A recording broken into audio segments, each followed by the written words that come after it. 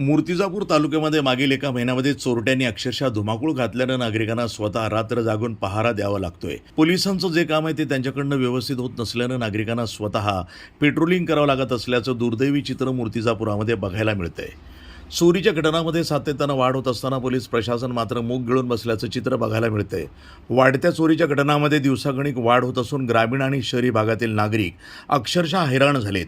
घरफोडी, मोबाईल चोरी, दुचाकी चोरी अशा घटनांमुळे नागरिक आता रात्रभर जागून स्वतः घराची रखवाली करत आहेत। या घटनांमुळे महिलांमध्ये भीतीचं वातावरण निर्माण झालं असून घरी एकटं राहणं धोक्याचं वाटू लागले। काही महिला रात्री घराबाहेर जाणं टाळतायत। वृद्ध आणि लहान मुलांमध्ये देखील मानसिक अस्वस्थता आणि असुरक्षिततेची भावना ही वाढली आहे।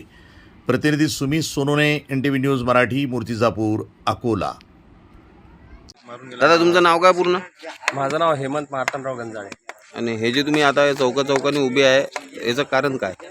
3 दिवसापासून चोरट्याच्या इकडे फिरणं चालू आहे, तर त्याच्या सुरक्षिततेसाठी आम्ही सगळेजण मिळून पेट्रोलिंग करत आहे। आमचं घर सुरक्षित राहायला पाहिजे त्यामुळे। तर तुम्ही किती वाजेपर्यंत राहता इथे असे?